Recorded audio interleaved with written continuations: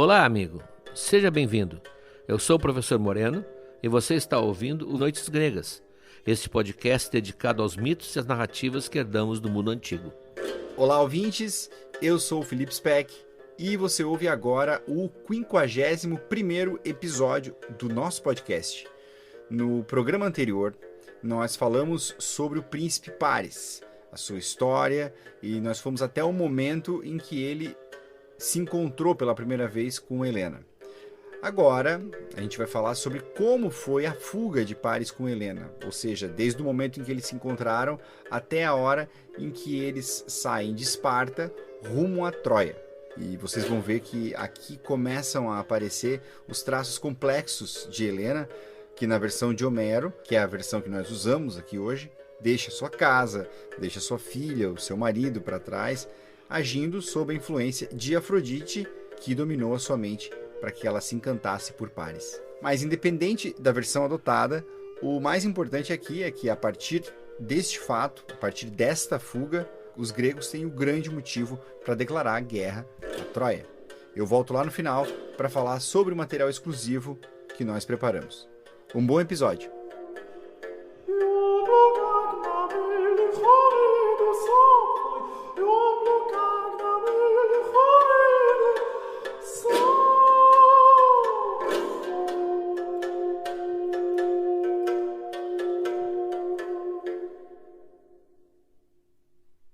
Antes de mais nada, nós temos que decidir por que usamos o termo fuga no título desse episódio e não rapto, por exemplo, de Helena. Essa discussão é uma discussão muito antiga. Helena foi por conta própria, por vontade própria, seria uma fuga. Ou Helena foi levada à força, como muitas vezes aconteceu na mitologia, foi raptada por Paris e colocada no navio sem possibilidade de escapar. Não é simples a decisão. A Helena sempre será um personagem misterioso e enigmático. Nunca se chegará ao fundo do personagem Helena. E por isso a discussão começou já no mundo antigo. As representações de cerâmica, por exemplo, e os quadros depois que se seguiram, quem é apoiador e tem acesso ao curso de mitologia na arte, deve ter visto vários exemplos desses. Os quadros se dividem em dois grupos. Ou Helena está sendo levada em braços, esperneando talvez para o navio, e olhando para trás com aquele olhar meio desesperado de quem está se afastando da terra onde ela vivia. Ou, por outro lado, Helena está quase correndo, puxando Paris pela mão, olhando para trás, mas olhando para trás com outro olhar. Um olhar de quem quer saber se está sendo perseguida pelos soldados de Menelau. Como nós temos que optar aqui no Noites Gregas, por enquanto, nós vamos ficar com a versão de Homero. Na versão de Homero, ela foi por espontânea vontade, mas por causa de Afrodite e por uma espécie de obnubilamento. Obnubilamento vem do radical latino nubila, nuvem, aquele enevoamento mental que às vezes a gente sofre, causado por Afrodite, já que Afrodite estará implicada, como veremos, em cada passo desse episódio. Então, por enquanto, eu vou dizer por enquanto, porque um dia nós vamos ver outras versões e talvez até o ouvinte opte por outra versão, mas por enquanto ela foi não por violência, ela foi levada por seus próprios pés, mas evidentemente com a mente e o coração dominados pela deusa do amor, que era invencível.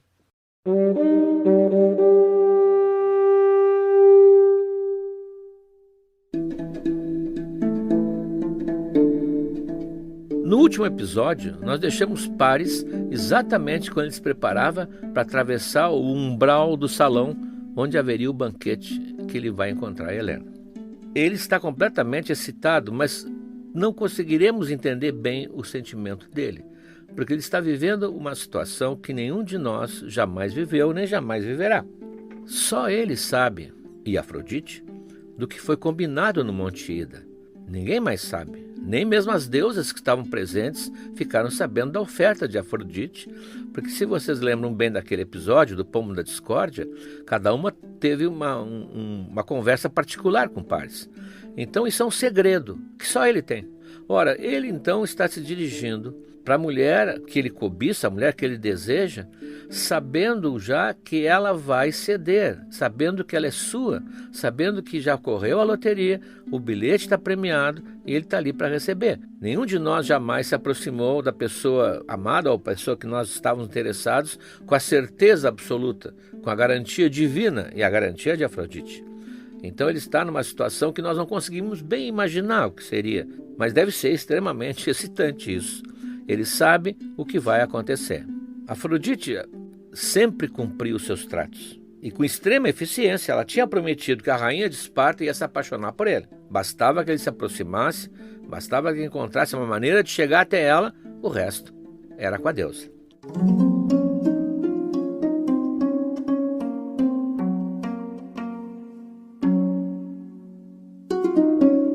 Então, para não ter erro, ela tornou ainda mais nobre o porte de Paris e aumentou muito a beleza dele, que não era pouca, como aliás testemunharam aquelas jovens troianas que viviam assediando Paris antes dele viajar. Do lado de Helena, ela infundiu em seu coração uma atração irresistível pelo estrangeiro. As representações antigas, inclusive na cerâmica, mostram a Helena pensativa, sentada numa espécie assim de uma poltrona, e do lado dela, segurando a mão muitas vezes, Afrodite. Ela está convencendo a Helena. E do lado de Paris, que está olhando em expectativa, está o pequeno Eros, ajudando a mãe naquela tarefa. Realmente, Helena não podia resistir ao poder desses deuses. Aliás, mais tarde, muitos anos depois, já em Troia, quando Hécuba, que é a sogra dela, a mãe de Paris, discute com ela, ela insinua que aquilo que Helena chamava de Afrodite, a quem ela culpava por ter feito o que ela fez, na verdade nada mais era que o próprio desejo que ela não conseguia controlar. Ela teria dado um nome externo a si de Afrodite, quando na verdade estava dentro dela. Vemos que a Hécuba tinha conhecimentos já bem avançados de psicanálise.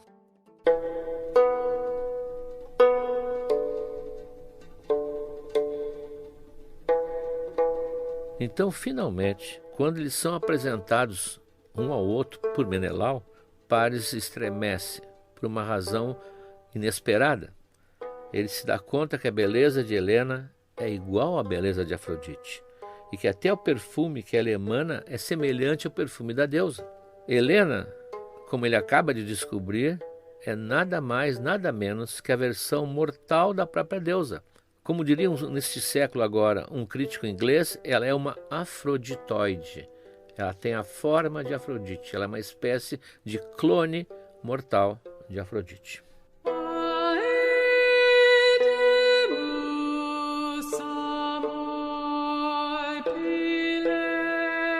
Eles pouco conversavam entre si, os dois, porque Menelau monopoliza o diálogo. Ele quer conversar com Paris. Ele está recebendo um hóspede ilustre e entre as obrigações do anfitrião é manter uma conversação, trocar ideias. Então eles dois não conversam. Mas mesmo que não conversem, se estabelece entre eles um diálogo silencioso, de sinais, de olhares, de gestos, que não tem dúvida que estão ligados já por uma paixão fulminante.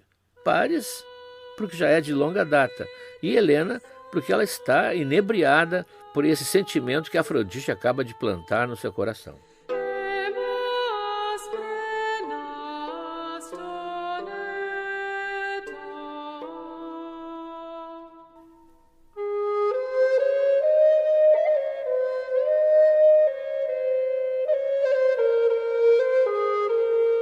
É um jogo de gato e rato.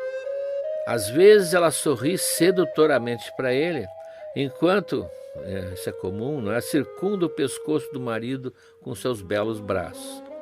Ele, por sua vez, como se fosse acidentalmente, o famoso sem querer querendo, ele finge que se engana na taça e bebe na taça de Helena, mas colocando os lábios bem onde ela tinha colocado os lábios, enquanto olha com um olhar ardente nos olhos dela. E assim vão os dois. Sem que Menelau, que está preocupado em receber dignamente o filho de Príamo, se dê conta de coisa alguma, não lhe passa pela cabeça. Então o destino, ou foi Afrodite, não sei, se encarrega de juntar os dois amantes para sempre.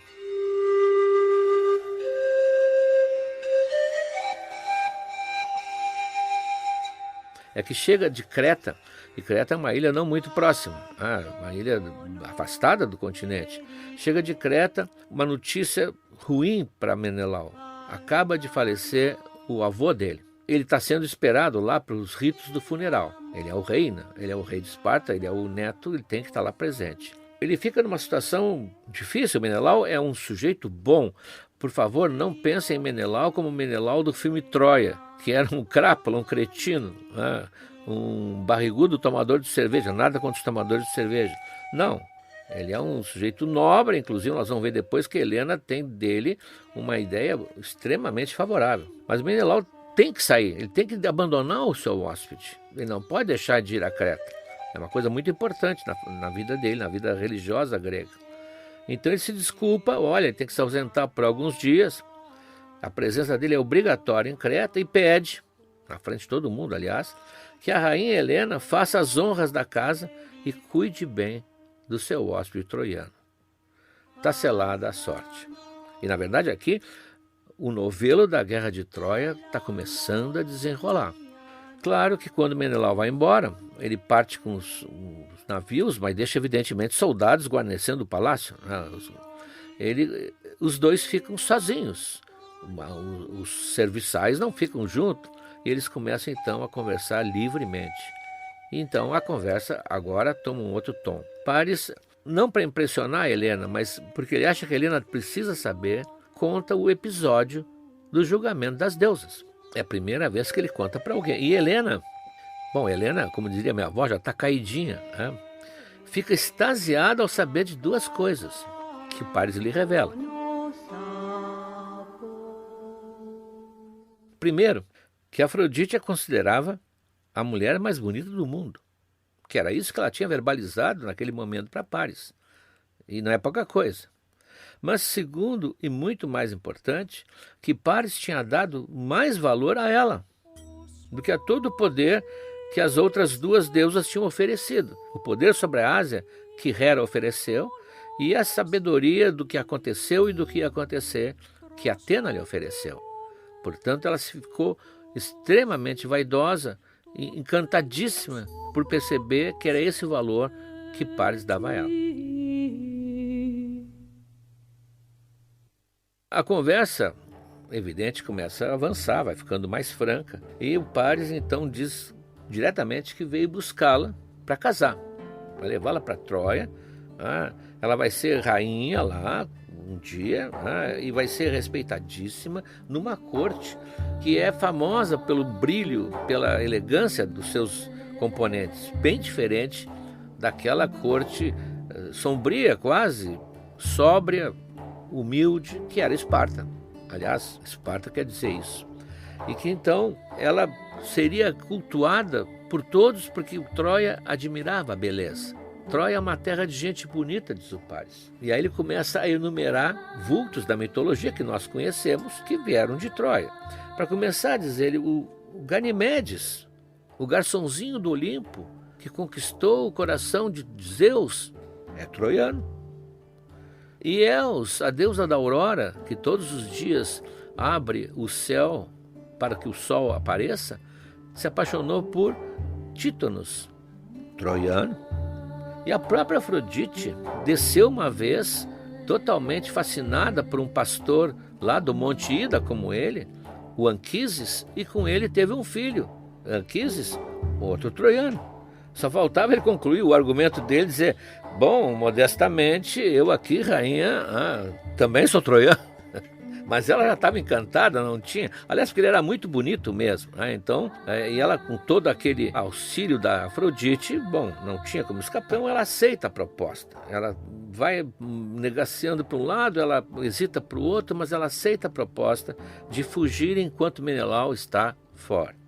Claro que para acalmar suas dúvidas, ela começa a criar argumentos para si própria. Não sei se ela começa a criar argumentos ou a Afrodite cria para ela. Nessa hora, a imaginação da gente fica muito, muito rica.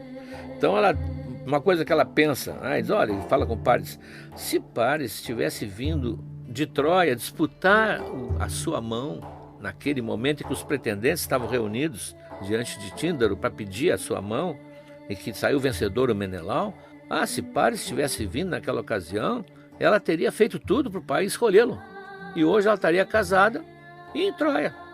Portanto, estaria corrigindo um pequeno desvio do destino. Ela não estava inventando moda também. Ela não estava fazendo uma coisa inusitada. Ela estava apenas obedecendo o que Afrodite já tinha decidido lá naquele dia no alto do Monte Ida. Pois ela não tinha dito que ele ia casar com ela? E quem era ela para se opor à vontade da deusa? Então ela começou com essas desculpas esfarrapadas. Mas é normal, não riam, amigos, não julguem. Uma vizinha fofoqueira ia dizer que ela estava encontrando um pretexto para botar o pé na estrada, com aquele galã perfumado, mas não era só isso. Não é tão simples assim como nós vamos ver ao longo de toda a trajetória de Helena, que vai nos acompanhar muitos episódios desse podcast. Como nós vamos ver, inclusive, mais tarde, numa cena clássica da Ilíada, ela vai se insurgir violentamente contra Afrodite, contra o domínio de Afrodite. Ela vai dizer, olha, tu me prendesse nisso aqui, estou presa por ti. Nós vamos ver depois, há uma disputa verbal assim, violenta realmente, em que ela não atura mais essa captura que Afrodite fez dela.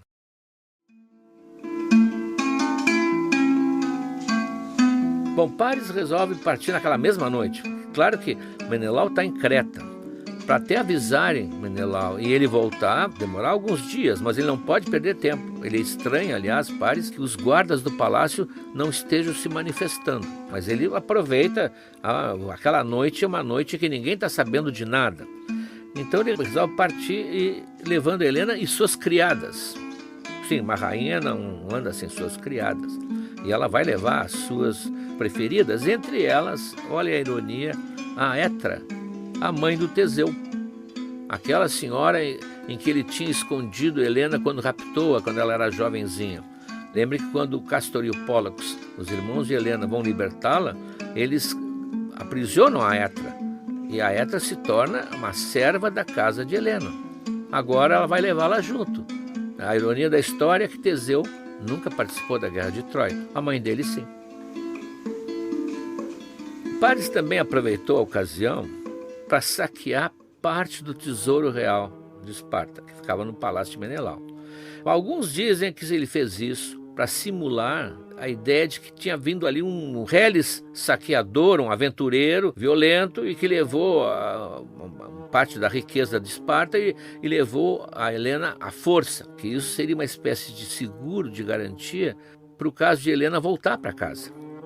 E aí a sua reputação não seria manchada com a acusação de adúltera. Ela foi levada por um verdadeiro assaltante. Outros dizem que não foi isso, que foi por ser vergonhice mesmo, que ele resolveu, sei lá, tirar um pouco do custo da viagem ali.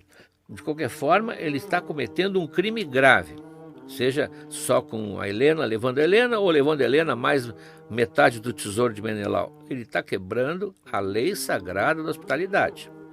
Nós já vimos várias vezes aqui, essa lei era regulada, fiscalizada por Zeus. O próprio Zeus se encarregava disso, portanto, ele não importa. Ele, a partir desse momento, ele é culpado. Paris é culpado de ter quebrado uma tradição, que a mesma tradição que fez Menelau sair de casa tranquilo, deixando a Helena aos cuidados de Paris, ou melhor, deixando Paris aos cuidados de Helena.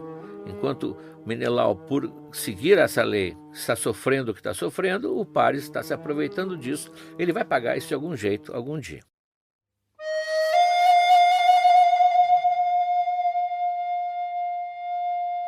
A grande hesitação de Helena é que ela vai deixar a filha pequena para trás.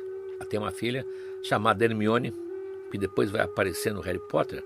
No Harry Potter, a Rowling, quando usa alguma citação mitológica, não tem nada a ver com o personagem. A Hermione é um nome que ela achou bonito, botou na Hermione. A Hermione é uma menina que vai se criar muito triste e que acorda pouco tempo depois, ela pressente algum movimento, acorda chorando e pedindo pela mãe. Ela já está indo embora. A Esparta fica a uns 20 quilômetros do mar, onde estão os navios do Paris. Eles têm que fazer esse trajeto em carruagens, carros puxados por cavalos, ainda mais que estão levando as aias, as servas e mais o tesouro. Então, nesse tempo, ela acorda e começa a pedir pela mãe, e as servas que ficaram tratam de apaziguá-la. Elas estão fazendo tudo para esconder o que aconteceu. Elas não querem que deem o alarme antes que Helena chegue ao porto. Todas participam, todas colaboram para o sucesso de Helena. É uma espécie de torcida do mundo feminino para que Helena consiga sair sem ser apanhada. Os guardas do palácio também parece que não enxergaram nada, não viram a movimentação, que abriram a porta do tesouro, da sala do tesouro, e há uma sugestão de que talvez todos eles, no fundo, nutrissem uma paixão, evidentemente secreta, pela sua senhora. Helena, com a sua beleza, ela apaixonava a todos. Sem nenhum percalço, eles chegam então ao porto de Githyon, uma cidade que até hoje está lá, que eu já visitei algumas vezes. E nessa cidade, na frente da cidade, onde estão os navios ancorados, eles levantam âncora e navegam uma centena, 2 centenas de metros, para se abrigar numa ilha bem próxima, que hoje não é mais uma ilha. Houve uma espécie de aterro e ela está ligada ao continente. Mas nessa ilha chamada Cranae, que eu também visitei, tive o prazer de visitar, eles passam a primeira noite juntos. Os navios ficam afastados, evidentemente, eles estendem algumas peles de animal no meio de uma clareira, e ali eles têm uma cena irrepetível, que talvez tenha incendiado a imaginação de milhares de homens da antiguidade, de mulheres, o encontro finalmente dos 2 amantes mais famosos da história antiga.